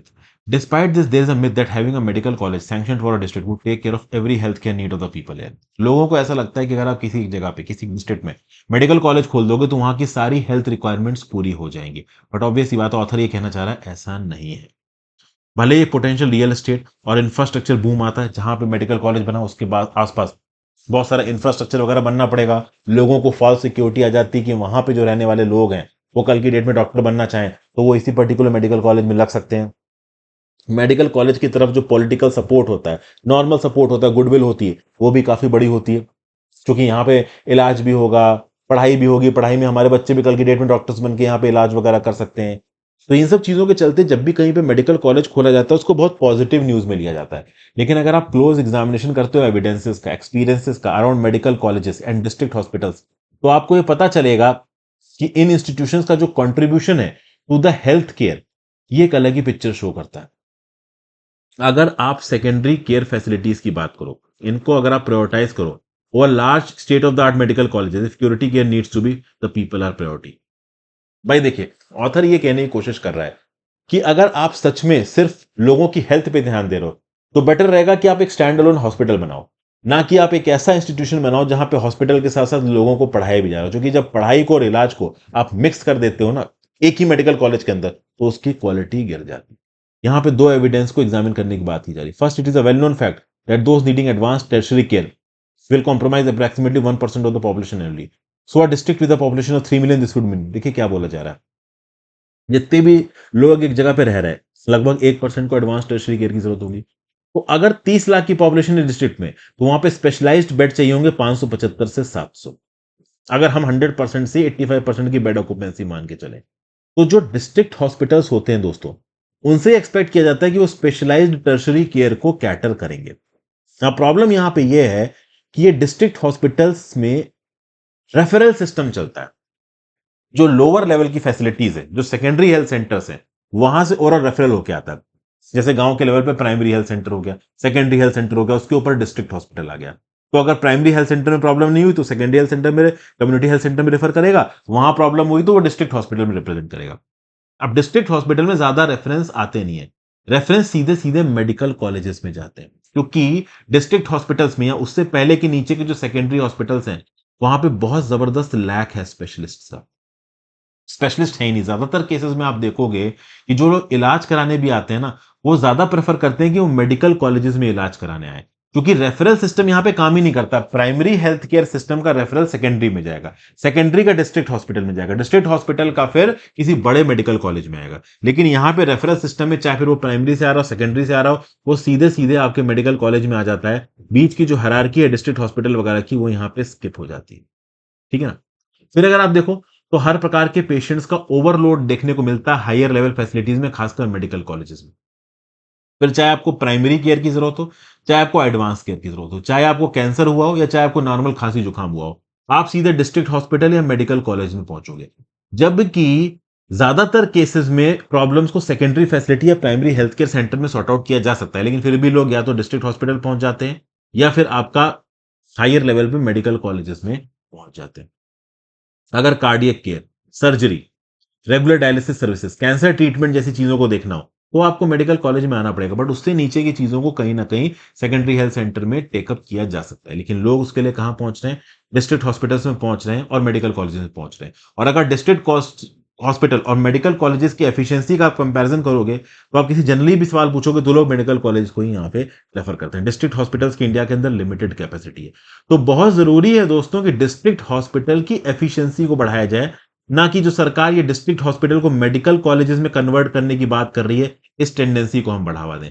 बेटर यह रहेगा कि टेंडेंसी ऐसी प्रमोट होनी चाहिए जहां पे हम डिस्ट्रिक्ट हॉस्पिटल्स की एफिशिएंसी को बढ़ाने पे ज्यादा ध्यान दें। क्योंकि प्राइमरी और सेकेंडरी केयर हॉस्पिटल्स में जब क्राउडिंग होती है, तो ऑटोमेटिकली जो रेफरेंस आता है वो डिस्ट्रिक्ट या मेडिकल कॉलेज के पास आता है। अगर हम अपने सेकेंडरी और प्राइमरी हेल्थ केयर सेंटर्स की एफिशिएंसी को बढ़ा देंगे, तो रेफरल सिस्टम ऊपर ज्यादा आएगा नहीं, और उस केस में डिस्ट्रिक्ट हॉस्पिटल्स को एफिशिएंट कर देंगे, तो मेडिकल कॉलेजेस के ऊपर जो लोगों का ओवर रिलायंस है, वो कहीं ना कहीं यहां पे कम हो जाएगा। तो जिससे ओवरऑल हम लोग एफिशिएंसी को, काम करने की जो कह रहे हैं ना स्पीड है, इसको भी हम लोग यहां पे बढ़ा सकते हैं। पेशेंट्स जो कि प्राइमरी और सेकेंडरी केयर पे ध्यान दे रहे हैं, वो फ्लॉक करते हैं टू आइदर मेडिकल कॉलेज और well functioning district hospitals for their immediate treatment. जो पेरेनियल फेलियर है इंडिया की हेल्थ सर्विसेज का, to implement a referral system in tertiary care facilities is only expression of a much larger systemic problem, the failure to strengthen secondary level care। तो हमें secondary level care को सुधारने की जरूरत है। अगर हम सेकेंडरी लेवल केयर को सुधार देते हैं, तो डिस्ट्रिक्ट हॉस्पिटल और मेडिकल कॉलेजेस के ऊपर जो प्रेशर है वो बहुत हद तक कम कर सकते हैं। और जो टेंडेंसी है डिस्ट्रिक्ट हॉस्पिटल को मेडिकल कॉलेजेस में कन्वर्ट करने की, उस टेंडेंसी को हटा के जरूरी यह है कि हम अपने डिस्ट्रिक्ट हॉस्पिटल्स की क्वालिटी को बढ़ाएं, ना कि आंख बंद करके उनको मेडिकल कॉलेजेस में कन्वर्ट करने की कोशिश करें। तो ये सब बातें ओवरऑल पूरे इंडिया में एम्स जैसे प्रोजेक्ट्स बनाए जाने की बात की जाती है, ठीक है, वो बनाना भी बहुत ज्यादा जरूरी है। बट उसके साथ साथ सेकेंडरी लेवल हेल्थ इंफ्रास्ट्रक्चर को और डिस्ट्रिक्ट लेवल पे जो हॉस्पिटल्स काम कर रहे हैं, उनकी भी ओवरऑल इमेज को और उनकी भी ओवरऑल आप कह लो क्वालिटी और एफिशिएंसी और फंक्शनिंग को बढ़ाने की जरूरत है। ठीक है ना भाई। तो भले ही कितना भी सपोर्ट हो establishment and creation of medical college के लिए, क्योंकि इससे इमेज बढ़ती है एडवांस टेक्नोलॉजी और डेवलपमेंट की, but at the same point of time जब एक मेडिकल कॉलेज को आप डिस्ट्रिक्ट में स्टैब्लिश करते हो, उससे पॉपुलर पॉलिसी रिस्पॉन्स जरूर आता है, लेकिन इससे जो असली प्रॉब्लम है वो छुप जाती है। और वो असली प्रॉब्लम ये है कि हमें अपनी सेकेंडरी लेवल पे जो हेल्थ केयर है उसको इंप्रूव करना है। जब हम अपने सेकेंडरी लेवल पे हेल्थ केयर को इंप्रूव कर देंगे, तो हमको मेडिकल कॉलेजेस की और डिस्ट्रिक्ट हॉस्पिटल्स की जरूरत थोड़ी कम हो जाएगी। ठीक है। तो ये सब बातें हैं। प्लस सेकेंडरी लेवल की हेल्थ केयर फैसिलिटीज को इंप्रूव करना इसलिए भी जरूरी है क्योंकि नए मेडिकल कॉलेजेस को आप गांव के इलाके में पुअर इंफ्रास्ट्रक्चर और कनेक्टिविटी के इलाकों में नहीं बना सकते। एम्स जैसे हॉस्पिटल हर जगह नहीं बन सकते, तो आपको सेकेंडरी लेवल की हेल्थ केयर फैसिलिटीज को सुधारना पड़ेगा ही। That is irreplaceable. समझ गए भाई? तो मेडिकल कॉलेजेस की मिथ को शैटर करना जरूरी है। सेकेंडरी लेवल क्यूरेटिव पेयर को बढ़ाने की जरूरत है। और ब्लैटेंट तरीके से, आंख बंद तरीके से, ब्लाइंडली जो डिस्ट्रिक्ट हॉस्पिटल को मेडिकल कॉलेजेस में कन्वर्ट करने की प्रक्रिया चल रही है, इसके ऊपर भी एक चेक लाना जरूरी है। ठीक है भाई। भाई मेंटरशिप प्रोग्राम को आप चाहो तो ऑप्ट कर सकते हो। बड़ी मेहनत से बनाया गया है मेंटरशिप प्रोग्राम, आपके लिए आगे आने वाले पे वीडियोस बहुत आएंगी, तो that will be event to you. चलिए अब आगे चलते हैं भैया, करंट अफेयर्स एनालिसिस पे आ जाते हैं। करंट अफेयर्स एनालिसिस में पहली टॉपिक है Modi and Xi calls for speedy disengagement along LAC. भैया और इंडिया और चाइना ने यहाँ पे एग्री किया। अब ये एग्रीमेंट तो भैया भगवान वाली कब से चल रहा है कि ये लोग एफर्ट्स बढ़ाएंगे, कैसे डिसंगेजमेंट किया जाए, ट्रूप्स का डिसएस्केलेशन किया जाए, टेंशन का लाइन ऑफ एक्चुअल कंट्रोल पे कन्वर्सेशन हुआ है यहाँ पे प्रधानमंत्री मोदी जी और चाइनीज प्रेसिडेंट जी जिनपिंग के बीच में on the sidelines of BRICS summit in South Africa. Foreign secretary Vinay Kwatra साहब ने बोला। तो जो मीटिंग हुई यहाँ पे मिस्टर मोदी की और जी जिनपिंग की, यहाँ पे दोनों लीडर्स ने जोहान्सबर्ग में मीटिंग को अटेंड किया। मोदी जी ने साफ साफ जी जिनपिंग को बता दिया कि भाई जब तक आप overall line of actual control पे चीजों को सॉर्ट आउट नहीं करते, तब तक नॉर्मल इश्यूज इंडिया और चाइना के बीच में आगे नहीं बढ़ सकते। तो उसके साथ साथ जोहान्सबर्ग की समिट में 6 नई कंट्रीज को इंक्लूड किया जा रहा है। 4 मिडिल ईस्ट की कंट्रीज हैं। वो 4 मिडिल ईस्ट की कंट्रीज कौन कौन सी हैं? तो भैया इजिप्ट है, ईरान है, सऊदी अरेबिया है, यूनाइटेड अरब एमिरेट्स है। आप कह लो अफ्रीका से इथोपिया आ रही है, और लैटिन अमेरिका से कौन सी कंट्री आ रही है? अर्जेंटीना आ रही है। ठीक है, आगे चलते हैं। Chandrayaan rover has become mobility operation says ISRO. तो भैया प्रज्ञान लैंडर रोवर विक्रम लैंडर से बाहर आ चुका है और उसने अपनी पहली वॉक की है मून पे in early hours of Thursday, ऐसा इसरो ने यहां पे अनाउंस किया। तो हिस्टोरिक चंद्रयान 3 मिशन अपने शेड्यूल पे चल रहा है। उसके सारे सिस्टम्स ऑन बोर्ड नॉर्मली काम कर रहे हैं। जो भी इंस्ट्रूमेंट्स ऑन बोर्ड हैं आपके लैंडर और रोवर में, वो मून के मिनरल कंपोजिशन को स्टडी करेंगे, उसकी सीज्मिक एक्टिविटीज को एटमॉस्फेयर के अंदर स्टडी करेंगे। ऐसा इसरो के चेयरमैन एस सोमनाथ साहब ने कहा है। जो इंडिजिनस रोवर है वो एक्सप्लोर करेगा लूनर सरफेस को। इंडिया बन चुका है चौथा कंट्री जिसने सक्सेसफुली सॉफ्ट लैंडिंग करवाई है मून की सरफेस पे, और पहला जिसने मून के साउथ पोल पे सक्सेसफुल सॉफ्ट लैंडिंग करवाई है। यूफोरिक सेलिब्रेशन हुए हैं इंडिया के अंदर इसरो के द्वारा, और पूरे देश ने कहीं ना कहीं इसको सेलिब्रेट किया। इस समय पे एक और रोवर मून की धरती पर एक्टिव है, और वो है CH3 रोवर चाइना की। वो फार साइड ऑफ द मून पे एग्जिस्ट करता है। ठीक है भाई, तो ये बातें ओवरऑल यहाँ पे बताई जा रही है। इस पे जो भी लैंडर मॉड्यूल्स हैं जैसे कि इल्सा, चास्ट, रामभा, ये सब टर्न ऑन कर दिए गए। शेप पोलर प्रोपल्शन मॉड्यूल पे ये भी टर्न ऑन कर दिया गया है, और सारे के सारे जो मॉड्यूल्स हैं वो प्रॉपर तरीके से काम कर रहे हैं, उनमें किसी भी प्रकार की कोई प्रॉब्लम नहीं है। फिर अगली न्यूज, कर्नाटका ने यहाँ पे बोला है कि जो तमिलनाडु की रिक्वेस्ट है ज्यादा पानी की, इसका कोई लीगल बेसिस नहीं है। कैसे लीगल बेसिस नहीं? देखिए, कर्नाटका की सरकार ने साफ साफ सुप्रीम कोर्ट में सबमिट किया है कि तमिलनाडु की सरकार ये नहीं समझ पा रही है कि 2023 एक नॉर्मल वाटर ईयर नहीं है। तमिलनाडु का ये बोलना है कि प्रतिदिन on an average 24 cubic feet पर सेकेंड वाटर कावेरी नदी का कर्नाटका तमिलनाडु में रिलीज करेगा। अब यहां पे कर्नाटका बोल रहा है कि भाई एक गलत एजम्पशन के साथ काम कर रहा है तमिलनाडु। 26 पेज के एफिडेविट में यहां पे बोला है। कावेरी वाटर मैनेजमेंट अथॉरिटी पे प्रेशर डाल के तमिलनाडु चाहता है कि सितंबर के महीने पे 36.76 थाउजेंड मिलियन क्यूबिक फीट पानी छोड़ा जाए तमिलनाडु के अंदर। अब इस पर्टिकुलर पॉइंट की कोई लीगल वैलिडिटी नहीं है। कर्नाटका खुद बोल रहा है कि तमिलनाडु ने एक्सेप्ट किया है कि रेनफॉल 25% कम हुई है। इस कम रेनफॉल के चलते कर्नाटका में जो रिजर्वायर्स हैं कावेरी के, उसमें पानी 42.5% कम गिरा है कावेरी वाटर मैनेजमेंट अथॉरिटी के रिकॉर्ड के हिसाब से देखा जाए। कावेरी बेसिन की बात की जाए तो जो केआर सागर कैचमेंट इलाका है वहां पे 23% रेनफॉल कम गिरी है, और कबीनी कैचमेंट इलाका 22% रेनफॉल कम गिरी है। और ये जो आपकी पेनिनसुलर रिवर्स हैं, ये रेनफॉल के ऊपर बहुत डिपेंडेंट है। तो जब इनमें पानी कम बरसा है इनके कैचमेंट इलाके में, तो नदी में तो जो पानी का फ्लो है उसका क्वांटम, उसका मैग्नीट्यूड, उसका वॉल्यूम भी घटेगा। तो नॉर्मल ईयर के लिए सेंट्रल वाटर मैनेजमेंट अथॉरिटी ने जो यहां पे नियम कानून बना रखे, तो वहां पे एप्लीकेबल नहीं किया सकते। देखिए, 1990 में बनाया गया था सेंट्रल वाटर डिस्प्यूट ट्राइब्यूनल केंद्र की सरकार के द्वारा। इसका इंटरिम ऑर्डर आया था 1991 में जो इंप्लीमेंट किया गया। 2007 में कावेरी वाटर डिस्प्यूट ट्राइब्यूनल ने अपने रिकमेंडेशन को सुप्रीम कोर्ट को फॉरवर्ड किया। ऑब्वियस सी बात है, ये रिकमेंडेशन वाली जो रिपोर्ट है वो ना तमिलनाडु को पसंद आई, ना कर्नाटका को पसंद आई, ना केरला को पसंद आई, ना पौंडीचेरी को पसंद आई। तो सारे स्टेट और यूनियन टेरिटरी कहां पहुंच गए? सुप्रीम कोर्ट में। और सुप्रीम कोर्ट में जाके बोला कि माई बाप, ये सेंट्रल वाटर डिस्प्यूट ट्राइब्यूनल गड़बड़ है। ये बात है 2007 की। अब 2007 से लेके 2018 तक ये केस चला सुप्रीम कोर्ट में। फरवरी 2018 में सुप्रीम कोर्ट ने केंद्र की सरकार से बोला कि कावेरी वाटर डिस्प्यूट ट्राइब्यूनल का जो भी जजमेंट था ना, इसमें सुप्रीम कोर्ट ने थोड़े मॉडिफिकेशन किए और मॉडिफिकेशन के साथ ग्राउंड लेवल पे इसको इंप्लीमेंट करो। तो केंद्र की सरकार ने सेंट्रल वाटर मैनेजमेंट अथॉरिटी बनाया, sorry, Kaveri water management authority, तो CWMA बनाया। ठीक है, केंद्र की सरकार ने 2018 में। और इसके साथ साथ कावेरी वाटर रेगुलेटरी अथॉरिटी भी यहां पे बनाया। ठीक है ना, regulatory committee, Kaveri water regulatory committee भी बनाया यहां पे। तो रेगुलेटरी कमेटी बनाई गई और मैनेजमेंट अथॉरिटी बनाई गई सुप्रीम कोर्ट के मॉडिफिकेशन ऑर्डर के हिसाब से केंद्र की सरकार के द्वारा। अब ये Kaveri water management authority daily के बेसिस पे, मंथली बेसिस पे, रेनफॉल के हिसाब से और पैटर्न के हिसाब से पानी के एलोकेशन को यहां पे सबमिट करती है। अब इस एलोकेशन के फॉर्मूला में ड्रास्टिक चेंज करने की बात कर रहा है कर्नाटका। कर्नाटका बोल रहा है कि भैया मॉनसून का पानी बरसा ही नहीं है कैचमेंट इलाकों में। तो कैचमेंट इलाकों में जब पानी नहीं बरसा, तो पानी है ही नहीं कावेरी नदी के अंदर। और जब उतने क्वांटम में पानी है ही नहीं, तो कावेरी वाटर डिस्प्यूट ट्राइब्यूनल के फॉर्मूले के हिसाब से यहां पे पानी का डिस्ट्रीब्यूशन नहीं हो सकता। तो ये लॉजिक यहां पे दे रहे, तो आप इससे समझ सकते हो दोस्तों, पास्ट में कई सालों की मेहनत के बाद जो भी अलग अलग वाटर डिस्प्यूट ट्राइब्यूनल से रिकमेंडेशन दिए हैं, वो इस पर्टिकुलर लॉजिक के हिसाब से फेल हो जाते हैं। मॉनसून वैगरी के हिसाब से आगे आने वाले समय में नदियों में किस क्वांटम में पानी अवेलेबल है, उसमें बहुत ज्यादा एरेटिक फ्लक्चुएशंस आने वाले हैं। वो फ्लक्चुएशंस किस हद तक डिस्ट्रीब्यूशन फॉर्मूलाज को अफेक्ट करेंगे, ये भाई समय ही बताएगा। ठीक है, तो ये सब बातें यहां पे बोली जा रही है। India and the northern C route. भाई नॉर्दर्न सी रूट का इंडिया के लिए क्या पॉजिटिव इंपैक्ट है? दोस्तों अगर आप इस पर्टिकुलर फिगर को देखो, यहां पे आपको मुरमांस नजर आ रहे हैं, ठीक है ना, इधर आपको बैरेंट सी नजर आ रहा है। मुरमांस को अगर आप मैप पे देखोगे ना दोस्तों, तो ये जो पर्टिकुलर आपको मैप दिख रहा है रशिया का, इस रशिया में जो लाल रंग का डॉट है ना, ये बेसिकली मुरमांस है। This is basically Murmansk. Okay, this is Murmansk. और मुरमांस से अगर आप नॉर्थ की तरफ ऊपर जाते हो, तो आपको बैरेंट सी नजर आएगा। यहां देखिए आपको बैरेंट सी नजर आ रहा है। इससे ईस्ट में आ जाओ तो आपको ऊपर की तरफ कारा सी नजर आ रहा है। इससे और ईस्ट में अगर आप आओगे,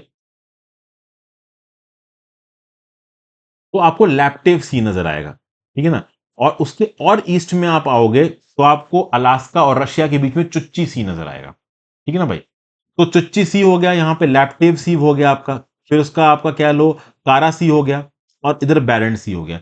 ये सारे सी आपके नॉर्दर्न सी रूट में पड़ते हुए आपको नजर आ रहे हैं। यहाँ पे अगर आप देखो दोस्तों, तो इधर मुरमांस है, यहाँ पे बैरेंट सी है। अब ओवरऑल ये जो लाल लाल रंग का डॉट है ना, ये है आपका नॉर्दर्न सी रूट। अब ये लाल लाल रंग का डॉट आपका ईस्ट की तरफ चढ़ता जा रहा है। इसमें कारा सी भी आपको यहाँ पे नजर आ रहा है, ईस्ट साइबेरियन सी भी आपको यहाँ पे नजर आ रहा है।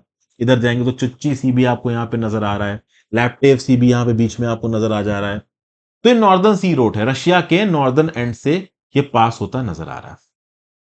अब मुरमांस से ये कहीं ना कहीं शुरू होता है, मुरमांस के पास से आप शुरू कर सकते हो। मुरमांस को आप आर्कटिक रीजन की कैपिटल बोल सकते हो। कई साल पहले दोस्तों जब मैं रशिया गया था, तो मुरमांस जाने का मूड था, क्योंकि वहां पे नॉर्दर्न लाइट्स नजर आती हैं। लेकिन हम लोग मुरमांस जा नहीं पाए थे, क्योंकि सब लोगों ने डरा दिया था कि भैया बहुत ज्यादा फ्रीजिंग टेम्परेचर्स हैं और मौसम खराब चल रहा है, तो नॉर्दर्न लाइट्स दिखेंगी नहीं, और 2 दिन का ही टाइम था, तो हम लोग मुरमांस नहीं जा पाए थे। बट मुरमांस प्यारी जगह है, लेट्स सी कब जाते हैं। आप लोग भी कभी रशिया जाओ तो मुरमांस जरूर जाना, अगर आपको नॉर्दर्न लाइट्स दिखनी तो। अब देखिए, नॉर्दर्न सी रीजन में मुरमांस एक पॉपुलर कैपिटल है, आप कह सकते हो। अब बेसिकली मुरमांस के पास अगर आप देखो, नॉर्दर्न सी रीजन में जो पहले 7 महीने 2023 के, वहां पे जो 8 मिलियन टन का कार्गो मूव किया गया मुरमांस पोर्ट से, उसमें 35% कार्गो इंडिया का था। 2000 किलोमीटर नॉर्थ वेस्ट में पड़ता है मुरमांस मॉस्को के। और दुनिया भर की कंट्रीज का, खासकर इंडिया का, नॉर्थ सी रूट में काफी इंटरेस्ट निकल के आ रहा है। ठीक है ना, नॉर्थ सी रूट आर्कटिक ओशन के साउथ का रूट है। अगर आप यहां पे देखो, तो जितनी भी आर्कटिक ओशन के नॉर्थ में आपके बैरेंट सी, कारा सी, ईस्ट साइबेरियन सी, लैप्टोव सी, चुच्ची सी नजर आ रहे हैं, ये सब कहीं ना कहीं नॉर्दर्न सी रूट के पार्ट है। क्योंकि जब आप ईस्ट में जाओगे ना दोस्तों, तो यहां पे चुच्ची सी से होते हुए रशिया और अलास्का से बीच से निकल के आप बेरिंग सी में पहुंच सकते हो, और उसके बाद आप यहां पे जापान पहुंच सकते हो, सी ऑफ ऑखॉट्स पहुंच सकते हो, चाइना पहुंच सकते हो। फिर और नीचे आओगे तो यहां पे स्ट्रेट ऑफ मलक्का से पास करके आप इंडिया पहुंच सकते हो। दूसरा रूट क्या है कि देखिए, रशिया में एक तो आपने नॉर्दर्न सी रूट को ट्रेवल किया और अलास्का और रशिया मेनलैंड के बीच से निकल के जापान साउथ चाइना सी से होते हुए आप कहां पहुंच गए? इंडिया पहुंच गए। दूसरा, यहां पे आपको सेंट पीटर्सबर्ग नजर आ रहा है। Saint Petersburg Gulf of Finland से आपका वेसल चला, आप बाल्टिक सी में गए, फिर आप यहां पे नॉर्थ सी में गए, नॉर्थ सी से होते होते लंदन के बीच, लंदन और यूरोप के बीच से क्रॉस होते हुए पुर्तगाल क्रॉस करते हुए फिर यहां पे आप मोरक्को और स्पेन के बीच से निकल के, वैसे आपसे क्वेश्चन में नीचे बताइए, स्पेन और मोरक्को के बीच में जो स्ट्रेट है जो कि इंग्लैंड के कंट्रोल में आती है, इसका नाम क्या है? मेडिटेरेनियन सी से होते हुए, फिर रेड सी से होते हुए, गल्फ ऑफ एडन से होते हुए, अरेबियन सी से होते हुए इंडिया पहुंचो। तो बेसिकली साउथ सेंट पीटर्सबर्ग से जो गल्फ ऑफ फिनलैंड वाला रास्ता है ना, उससे इंडिया पहुंचने में 16,000 किलोमीटर लगते हैं। और अगर आप ये नॉर्दर्न सी रूट को पकड़ के आप इंडिया पहुंचोगे तो लगभग 12,000 किलोमीटर लगेंगे। समझ गए? तो किलोमीटर्स के रिस्पेक्ट में नॉर्थ सी रूट इंडिया के लिए बहुत ज्यादा इंपॉर्टेंट हो जाता है। ठीक है भाई, क्योंकि यहां पे आप देखो, जो 12,000 किलोमीटर का आप कह लो टाइम पीरियड है, वो यहाँ पे 10,500 किलोमीटर नजर आ रहा है। कुछ कुछ रूट से 12,000 किलोमीटर लगभग नजर आएगा। उसको आप चेन्नई व्लादिवोस्तोक मैरीटाइम कॉरिडोर भी बोलते हो। उस पर मैं थोड़ी देर में आता हूं। तो बेसिकली आर्कटिक रीजन में जो इंडिया का इंटरेस्ट है वो बहुत तेजी से बढ़ रहा है। अच्छा, आर्कटिक रीजन थोड़ा वल्नरेबल भी है। Arctic region North Pole centre में, यहाँ पे अनप्रेसिडेंटेड यहाँ पे क्लाइमेट है। इकोनॉमिक सिक्योरिटी के लिए, वाटर सिक्योरिटी के लिए, सस्टेनेबिलिटी के लिए आर्कटिक रीजन बहुत ज्यादा जरूरी है। लेकिन आर्कटिक रीजन ग्लोबल वार्मिंग के चलते पिघल भी रहा है। आर्कटिक रीजन में दुनिया भर के 40% करंट ग्लोबल रिजर्व पाए जाते हैं ऑयल एंड गैस के। तो आगे आने वाले समय में कोल हो, जिंक हो, सिल्वर हो, उसके लिए आर्कटिक रीजन काफी इंपॉर्टेंट होने वाला है। हालांकि इंडिया की जो 2000 पॉलिसी है, 2022 की आर्कटिक पॉलिसी, वो कहीं ना कहीं यूएन सस्टेनेबल डेवलपमेंट गोल के हिसाब से चलती है। बट कल की डेट में अगर अनसस्टेनेबल एक्सप्लॉयटेशन होता है आर्कटिक के रीजन का, तो इंडिया भी पीछे नहीं रहेगा। फिर आगे यहां पे क्या बताया जा रहा है, इंडिया का जो एंगेजमेंट है आर्कटिक के साथ, वो शुरू हुआ था जब स्वालबार्ड ट्रीटी साइन हुई थी फरवरी 1920 में पेरिस में। इंडिया बहुत सारी साइंटिफिक स्टडीज को कंडक्ट कर रहा है आर्कटिक में। Atmospheric, biological, marine, hydrological, geological studies की जा रही हैं। एक रिसर्च स्टेशन भी हिमाद्री स्वालबर्ड न्यू एलिसेंट 2008 में सेटअप किया गया इंडिया के द्वारा। Multi sensor mood observatory northern most atmospheric laboratory 2014 में, 2016 में लगाई गई। पिछले साल तक 13 एक्सपेडिशन आर्कटिक में सक्सेसफुली कंडक्ट कर चुका है इंडिया। मई 2023 में इंडिया बन चुका है observer state of the Arctic council along with 5 other countries including China. Northern C route की बात की जाए तो भैया एक शॉर्टेस्ट शिपिंग रूट है फ्रेट का। अगर यूरोप और एशिया पैसिफिक रीजन के बीच में सामान ट्रांसफर करना है, एक रास्ता आर्कटिक ओशन से भी गुजरता है। ठीक है ना? 5,600 किलोमीटर का रास्ता है, बैरेंट और कारा सी के बीच से निकलता है और बेरिंग स्ट्रेट तक जाता है। ये स्ट्रेट्स मैं आपको दिखा चुका हूं। समझ गए? तो ये 5,600 किलोमीटर का रास्ता, जो कि आपका अलास्का और रशिया के बीच से होते हुए निकल के जापान चाइना के थ्रू होते हुए जाएगा, वो कहीं ना कहीं एशिया के अंदर कार्गो यूरोप से बहुत तेजी से पहुंचा देगा। तो पैनामा कैनाल और स्वेज कैनाल, इन सब के रिस्पेक्ट में नॉर्थ सी रूट एक काफी यूजफुल हो सकता है आगे आने वाले समय में। और खास बात दोस्तों ये कि इस पर्टिकुलर सी रूट को आपको इस्तेमाल करना है तो आपको ऐसे जहाज चाहिए जो बर्फ को तोड़ने की कैपेबिलिटी रखते हो, क्योंकि आर्कटिक ओशन पूरे साल में आइस से भरा हुआ है। तो सेफ नेविगेशन के लिए आइस ब्रेकिंग की कैपेबिलिटी होनी चाहिए उस पर्टिकुलर शिप में। तो nuclear powered ice breaker fleet बनाता है रोजाटोम स्टेट न्यूक्लियर एनर्जी कॉर्पोरेशन, जो कि रशिया की एक कंपनी है। दिसंबर 1959 में वर्ल्ड का पहला न्यूक्लियर आइस ब्रेकर लेनिन बनाया गया था, इसको ऑपरेशन में रखा गया। आज की डेट में रोजाटोम की सब्सिडरी है एफएसयूई एटम फ्लॉट। ये फ्लीट ऑपरेटर है न्यूक्लियर पावर्ड आइस ब्रेकर्स की। तो ये जो फ्लीट है उसमें 7 न्यूक्लियर पावर्ड आइस ब्रेकर्स हैं। न्यूक्लियर कंटेनरशिप को यहाँ पे ऑपरेट करते हैं। कमीशन किया जाएगा 2024 से 27 के बीच में। तो क्या ड्राइविंग फैक्टर्स हैं इंडिया के लिए to participate in nuclear north south sea development? देखिए, growth in cargo traffic. Northern C Route पे जब आप कार्गो ट्रैफिक की ग्रोथ की बात करते हो, ये लगातार बढ़ रही है 2018 से 2022 के बीच में। ग्रोथ रेट 73% है। पिछले साल की अगर बात की जाए तो कार्गो ट्रैफिक 34.117 मिलियन टन था। इंडिया क्रूड ऑयल और कोल को इंपोर्ट कर रहा है रशिया से। कल की डेट में नॉर्दर्न सी रूट इस पर्टिकुलर इंपोर्ट में बहुत इंपॉर्टेंट रोल प्ले कर सकता है। कैसे? जैसा कि मैंने आपको बताया, अगर सेंट पीटर्सबर्ग के थ्रू आप रशिया से चीजें इंडिया में भेजते हो तो 16,000 किलोमीटर का सफर तय करना है। और Chennai Vladivostok maritime corridor 10,500 kilometre sea of Japan से होते हुए, South China Sea Malacca Strait से होते हुए 12 दिन में ही कार्गो पहुंच जाएगा इंडिया के पास। ठीक है भाई। तो ये जो एनएसआर डेवलपमेंट प्लान है जो कि 2035 तक चलेगा, इसमें कहीं ना कहीं इंडिया एक बहुत इंपॉर्टेंट रोल प्ले करने वाला है, क्योंकि फ्यूचर में जो एक्सपोर्ट्स है रशिया के, खासकर ऑयल और एनर्जी एक्सपोर्ट्स और यूरोप के, वो इस रूट के थ्रू इंडिया तक पहुंच सकते हैं। जो एनएसआर डेवलपमेंट प्लान है वैसे तो 2035 से चलेगा, लेकिन रशिया का टारगेट है कि भैया 2024 तक 80 मिलियन टन का कार्गो निकले और 2030 तक 150 मिलियन टन का कार्गो निकले। इंडियन बिजनेस कम्युनिटी के साथ रशियन डेलीगेशन मार्च में इस चीज के ऊपर बातचीत भी कर रहा था कि कैसे नॉर्दर्न सी रूट्स को ओवरऑल ट्रेड के लिए इस्तेमाल किया जा सकता है। उसमें चेन्नई व्लादिवोस्तोक मैरीटाइम कॉरिडोर भी इंपॉर्टेंट रोल प्ले करने वाला है। ठीक है भाई। तो इंपॉर्टेंट टॉपिक था जो कि मैंने आपके साथ डिटेल में डिस्कस किया। फिर अगला था eyes and years of Pragyan that guide it through lunar surface. भाई देखिए यहाँ पे क्या बताया जा रहा है। Two navigation cameras aboard the rover makes it moves on the move. Another camera was the one that clicked the first image on the Vikram during descent phase. यहाँ पे देखिए descent phase की एक फोटो आपको नजर आ रही है। ये पूरी वीडियो बनाई गई थी। चंद्रयान 3 का जो लैंडर मॉड्यूल है विक्रम, वो मून को टच डाउन कर सका। इसमें प्रज्ञान रोवर बाहर निकला। अब जो कैमरास डिवाइस किए गए हैं वो laboratory for electro optic systems Leos द्वारा डिवाइस किए गए। ठीक है ना। प्रज्ञान के ऊपर भाई जो कैमरा लगे हैं, देखिए विक्रम के ऊपर जो कैमरा लगा था उसका नाम है लैंडर हॉरिजॉन्टल वेलोसिटी कैमरा। इसने पहली इमेज खींची थी मून की जब ये लैंडर मून की धरती पर उतर रहा था डिसेंट के समय पे। इसको आप बोलते हो LHVC। इसको इनिशियली डेवलप किया गया था चंद्रयान 2 मिशन में। बाद में चंद्रयान 3 के लिए इसमें कुछ चेंजेस किए गए। LHVC का एक इंपॉर्टेंट रोल था in measuring horizontal velocity during lander descent phase. तो एक कॉम्प्लेक्स एल्गोरिदम के हिसाब से ये डिसेंट की वेलोसिटी को मेजर यहां पे कर रहा था। At the same point of time Leos ने जो कैमरा डेवलप किया है, दो कैमरेज डेवलप किए। लियोस समझ गए ना आप भाई किसकी बात कर रहा हूं, laboratory for electro optic system. ये दो कैमरेज इन्होंने डेवलप किए, इनका नाम है नैवकैम, नेविगेशन कैमरा। ये दोनों प्रज्ञान रोवर के आगे लिखे हुए हैं, एक लेफ्ट है एक राइट है।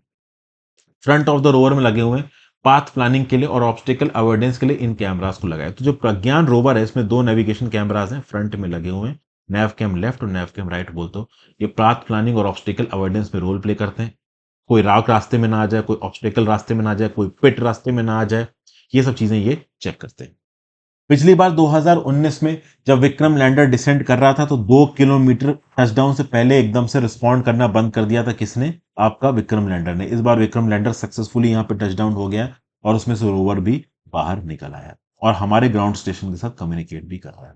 अब इसको देख के पता चल रहा है कि दुनिया भर की कंट्रीज भाई मून का एजेंडा बना के चल रही है 2023 में। 2023 पूरी दुनिया भर की कंट्रीज के लिए लूनर मिशन का साल नजर के आ रहा है। पिछले 2 महीनों में इंडिया का चंद्रयान 3 के बारे में हमने सुना, 14 जुलाई को निकला। भैया अगस्त 11 को लूना 25 निकल गया और ऐसा लगा कि लूना 25 इंडिया से पहले पहुंच जाएगा। वो पहुंच तो इंडिया से पहला गया लेकिन वो क्रैश हो गया, वो सक्सेसफुल नहीं हो पाया। तो लूना 25 के सिस्टम्स में ग्लिच आया, वो क्रैश हो गया मून की सरफेस पे 19 अगस्त को। उसके साथ साथ अगर आप देखो चंद्रयान 3 की सक्सेस के बाद कुछ और यहाँ पे 2 मिशन है, मतलब इन 2 मिशन के बाद 4 और मिशन है। जैसे एक है कॉमर्शियल लूनर पेलोड सर्विस और लूनर ट्रेल ब्लेजर, ये यूएस के हैं। तो ये जो कॉमर्शियल लूनर CLPS है पेलोड सर्विस, ये इनिशिएटिव है नासा का, National Aeronautics and Space Administration का। यूएस स्पेस एजेंसी के हिसाब से रैपिड एक्विजिशन किया जा रहा है लूनर डिलीवरी सर्विसेज का अमेरिकन कंपनी से for payloads that advance capabilities for science exploration और commercial development of the moon.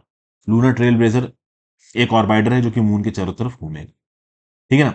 तो मून मिशन है, उसमें चाइना का lunar communication navigation satellite constellation और जापान का smart lander for investigating moon, ये भी एक ऑर्बिटर लैंडर मिशन है। तो इस साल में एक जापान का, एक चाइना का, 2 यूएस के, एक रशिया का, एक इंडिया का दिख गया। इसके साथ साथ मैं बता दूं, इससे पहले जापान का जो हकुतो आर है, इसने मून पे अप्रैल में लैंडिंग करने की कोशिश की थी लेकिन वो फेल हो चुका था। ठीक है। तो बेसिकली आप देख सकते हो चाइना, जापान और सॉरी आपका एक हो गया चाइना का, एक हो गया यूएस का। 2 यूएस के हो गए, एक चाइना का हो गया यहाँ पे, ये आगे आने वाले कुछ महीनों में। और एक जापान का रोवर और ऑर्बिटर, ये मून पे लैंडिंग एंडिंग कराने की कोशिश करेंगे। एक लैंडिंग हकुतो आर की ऑलरेडी फेल हो चुकी है, एक रशिया की लूना 25 की लैंडिंग ऑलरेडी फेल हो चुकी है। फिर भाई अगली news, RRR bags 6 national awards, Gangubai Kathiawadi takes 5। तो यहाँ पे भैया इनाम वगैरह निकले। इन इनाम में बस आपको कुछ ही चीजें याद रखनी जो कि यहाँ फ्रंट में लिखी हुई। बेस्ट डायरेक्शन निखिल महाजन को मिला है गोदावरी के लिए। बेस्ट सपोर्टिंग पंकज त्रिपाठी को मिला है मिमी के लिए। बेस्ट एक्टर मेल मिला है अर्जुन को, अर्जुन यल्लू अर्जुन को, बड़े हीरो है भैया साउथ के, पुष्पा द राइस के लिए। रॉकेटरी बेस्ट फीचर फिल्म का इनाम मिला है रॉकेटरी नाम्बी इफेक्ट को। तो ये जो बेस्ट अवार्ड है ना दोस्तों, ये बस यहाँ पे देख लो, पीडीएफ में अवेलेबल करवा दूंगा, इतने इनफ है, बाकी इस पे घुसने की जरूरत नहीं है। फिर मोदी जी यहाँ पे बोल रहे हैं कि ये लेवल प्लेइंग फील्ड लाने की कोशिश करेंगे स्मॉल ई कॉमर्स कंपनीज के लिए। क्या बोला जाए, प्रधानमंत्री मोदी जी ने थर्सडे को अनाउंसमेंट किया कि एक स्ट्रांग पिच लेके आएंगे ताकि इक्विटेबल कंपटीशन को प्रमोट किया जा सके लार्ज और स्मॉल वेंडर्स में, खासकर ई कॉमर्स स्पेस में, और स्मॉल एंटरप्राइजेस को इंटीग्रेट किया जा सके ग्लोबल सप्लाई चेन से।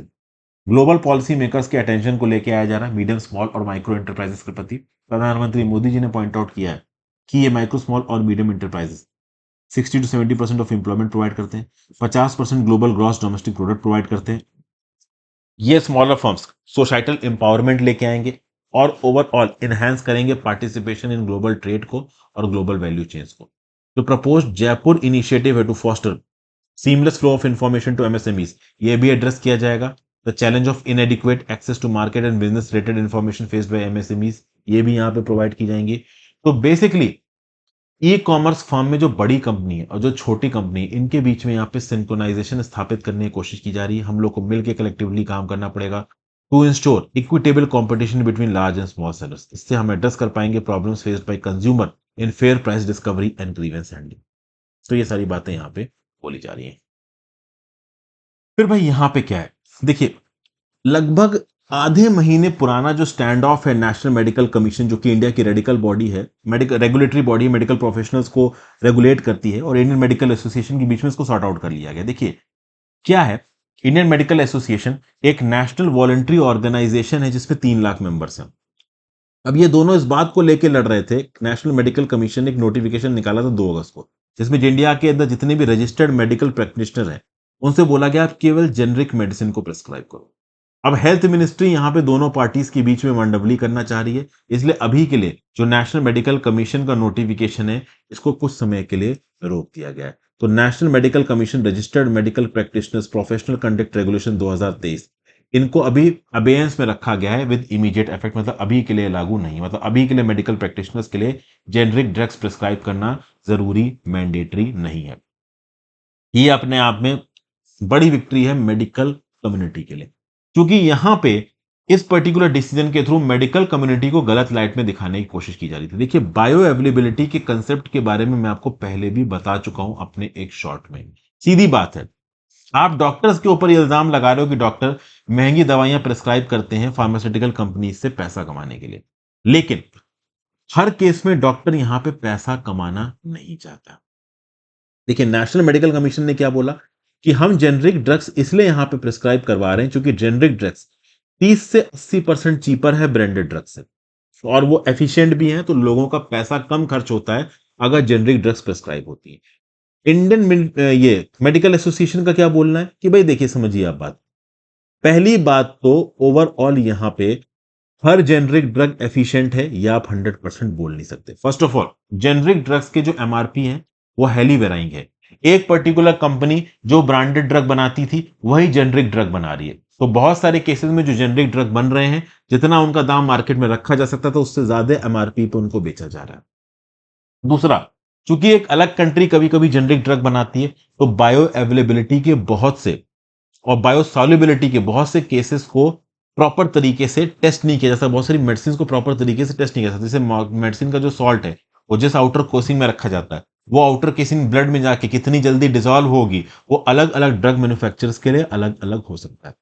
तो डॉक्टर्स का ये बोलना था कि बहुत सारे केसेस में जो जेनरिक ड्रग्स प्रिस्क्रिप्शन की बात हो रही थी वो जेनरिक ड्रग्स उतने एफिशिएंट उनको नहीं लगते थे, और नए रेगुलेशंस में भले ही पेनल्टी यहां पे नहीं डाली गई थी, लेकिन हाँ एक धमकी जरूर डाली गई थी डॉक्टर्स के लिए कि अगर डॉक्टर्स लगातार इन प्रोविजंस को इग्नोर करते हैं तो उनको लाइसेंस कुछ समय के लिए कैंसिल किया जा सकता है। ठीक है ना।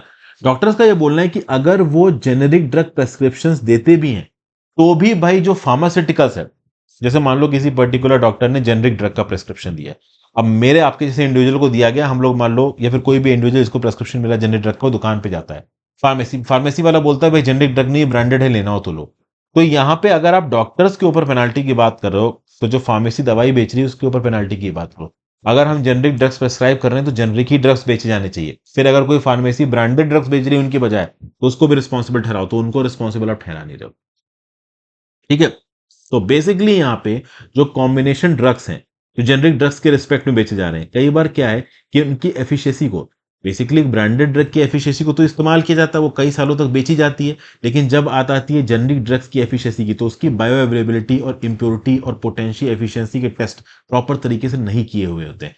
इसलिए बहुत सारे केसेस में जेनरिक ड्रग्स की एफिशिएंसी के ऊपर डॉक्टर सवाल उठाते हैं, और केंद्र की सरकार यहाँ पे कुछ इस प्रकार से दिखाना चाह रही है कि हर जेनरिक ड्रग अच्छा ही होता है, और डॉक्टर्स यहाँ पे असर्ट कर रहे हैं कि हर जेनरिक ड्रग हर केस में अच्छा हो, ऐसा यहाँ पे जरूरी नहीं है। तो प्रॉपर तरीके से ड्रग फॉर्मुलेशन और उसकी पोटेंसी का जेनरिक ड्रग्स के रिस्पेक्ट में स्पेसिफिक टेस्ट होना चाहिए, जो बहुत सारे केसेस में नहीं होता है। प्लस जो क्वालिटी कंट्रोल, स्टोरेज, डिस्ट्रीब्यूशन और डिस्पेंसेशन नॉर्म्स है ड्रग्स के, वो इंडिया के अंदर यूनिफॉर्म नहीं है। ये भी डॉक्टर्स के लिए कंसर्न की बात है। इसलिए ओवरऑल एक यूनिफॉर्म बेसिस पे नेशनल मेडिकल कमीशन का एक फतवा जारी करके ये बोल देना कि भैया केवल जेनरिक ड्रग्स ही प्रिस्क्राइब करो, खासकर तब जब जेनरिक ड्रग्स की प्रॉपर तरीके से टेस्टिंग नहीं हुई है। जो ब्रांडेड ड्रग कंपनी बनाती थी वही ड्रग जेनरिक ड्रग्स भी बना रही है। दूसरी कंपनी जो जेनरिक ड्रग्स बना रही है उसने ओवरऑल इंप्योरिटी कंटेंट और बायोबिलिटी को लेकर टेस्ट नहीं किया। तो ऐसे केसेस में किसी भी प्रकार को ऑब्लिगेशन या फिर पेनाल्टी या फिर लाइसेंस को रद्द करने वाली बात डाल देना जेनरिक ड्रग्स के रिस्पेक्ट में, ये बिल्कुल भी सही नहीं है। तो नेशनल मेडिकल कमीशन को अभी के लिए अपने रिकमेंडेशंस को वापस लेना पड़ा है। अब नेशनल मेडिकल कमीशन और इंडियन मेडिकल एसोसिएशन के बीच में डिटेल्ड बातचीत होगी, उस बातचीत के आधार पर कुछ नए नियम कानून बाद में लेके आए जाएंगे। ठीक है ना। फिर आगे बात की जा रही है, battling an acquired infection, find a cure. भैया एक दिन क्या हुआ, ऑथर बता रहा है यहाँ पे, ऑथर है जेक एबर्ट्स। ये एक वैक्सीन स्टडी रिसर्च पार्टिसिपेंट है और कम्युनिकेशन डायरेक्टर है आईडी सुंदर की। इनका ये बोलना है कि इन्होंने इनरोल किया था एक वैक्सीन की टेस्टिंग में। कई बार क्या होता है ना कि वैक्सीन बनाई जाती है, उस वैक्सीन की टेस्टिंग में हेल्दी इंडिविजुअल्स को इनरोल किए जाते हैं, तो उसके पैसे से मिले जाते हैं। तो एक आफ्टरनून की बात अप्रैल 2022 की, बाल्टीमोर मैरीलैंड यूएसए में थे, टॉयलेट के सामने थे, बहुत तेज दर्द हो रहा था इनका, चल नहीं पा रहे थे, इनको शिगोलिसिस हो गया था, डिसेंट्री फील हो रही थी।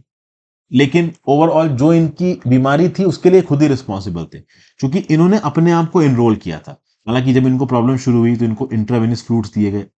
एक्चुअली में ये कंट्रोल्ड ह्यूमन इन्फेक्शन स्टडी के पार्टिसिपेंट थे। एक ह्यूमन चैलेंज स्टडी करवाई जाती जब भी वैक्सीन की एफिशिएंसी को यहाँ पे टेस्ट किया जाता है। इनके साथ और 15 लोग थे जो इस पर्टिकुलर स्टडी में इन्वॉल्व थे। कई महीनों तक इनके ऊपर स्टडी चली है। 11 डेज इन्होंने closed wing of a research facility में निकाले। 2 बार इन दिन में इनके मेडिकल चेक्स हुआ करते थे। इस बात को इंश्योर किया गया कि इनके अंदर शिगोलिसिस का वायरस डाला गया है, तो ये बाहर जाके इस बीमारी को ना फैलाएं। सीएचआईएस एक रिलेटिवली क्विक और एफिशिएंट वे है ये जानने का कि वैक्सीन सही तरीके से काम करती है नहीं करती है। डजन्स के ऊपर ओवरऑल इन डिजीज को टेस्ट किया जाता है, और बाद में अगर ये सीएचआईएस टेस्ट सक्सेसफुल होते हैं तो एक बड़े आप कह लो स्केल पे इस प्रकार के टेस्ट किए जाते हैं। ठीक है ना। तो एज एन अमेरिकन, शिगोलिसिस एक बड़ा थ्रेट नहीं है, लेकिन डेवलपिंग कंट्रीज के लिए शिगोलिसिस एक बड़ा थ्रेट हो सकता है। शिगोलिसिस हंड्रेड्स ऑफ थाउजेंड्स को मारता है डेवलपिंग वर्ल्ड में। अब यहाँ पे ऑथर ये बोल रहा है कि मुझे दूध का धुला मत समझिए, ऐसा नहीं है कि मैंने ह्यूमैनिटी की पहुंच के लिए और ह्यूमैनिटी के लिए ही यहाँ पे इस टेस्ट में अपने आप को एनरोल करवाया। जो भी टेस्ट में यहाँ पे एनरोल कराया इसके लिए इनको पैसा दिया गया था। तो जो भी पेन्स और डिसेंट्री वगैरह में इन्होंने पार्टिसिपेट किया इनके लिए इनको पैसा भी मिला था। But at the same point of time इनको पार्टिसिपेट करवाने से पहले जो मेडिकल कम्युनिटी के लोग थे जो कि सीएचआईएस टेस्टिंग को कंडक्ट करवा रहे थे, उन्होंने ओवरऑल ये भी बता दिया था कि आपको किस प्रकार के प्रोसेस से गुजरना पड़ सकता है, किस प्रकार से दर्द से गुजरना पड़ सकता है। और प्रोफेशनली जब इनको प्रॉब्लम हुई तो वहां पे नर्सेस और डॉक्टर्स ने हैंडल किया। ठीक है। प्रॉपर तरीके से इनको क्विज किया गया था, इनकी सारी प्रॉब्लम्स क्या क्या हो सकती थी बताया गया था। ठीक है ना। Ethically, safety, great scientific benefit के रिस्पेक्ट में पॉइंट आउट भी किया गया था। जब इनको प्रॉब्लम हुई तो प्रॉपर तरीके से यहाँ पे टैकल भी किया गया इनकी प्रॉब्लम को। तो बेसिकली ये कहने की कोशिश कर रहे हैं कि ही वॉज वन पर्सन जिन्होंने अपने आप को CHIS की स्टडी में इनरोल करके जबरदस्ती अपने आप को एक इन्फेक्शन के थ्रू अक्वायर करवाया, और उस दवाई के टेस्टिंग के थ्रू इनकी प्रॉब्लम भी यहाँ पे सॉर्ट आउट हुई जब ओवरऑल उस शिगोलिसिस की दवाई से सफर कर रहे थे। तो बेसिकली वहां पे उन्होंने अपनी टेस्टिंग में पार्टिसिपेट करके अपनी तबीयत खराब की, लेकिन बाद में एंटीबायोटिक्स के कोर्स में इनकी तबीयत यहाँ पे ठीक भी हुई, उसके इनको पैसे भी मिले।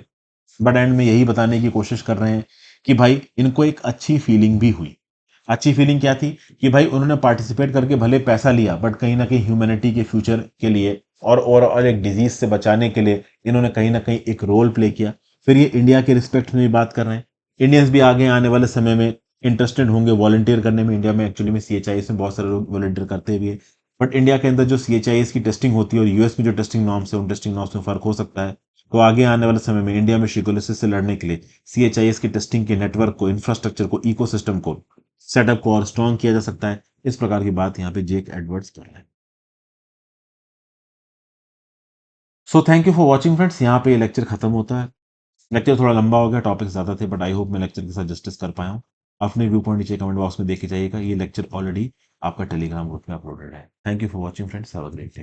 हो सके तो मेंटरशिप कोर्स ज्वाइन करिए। इस प्रकार के लेक्चर्स बनाने में काफी मेहनत लगती है और बड़ी मेहनत से मैंने आपके लिए मेंटरशिप कोर्स बना रखा है।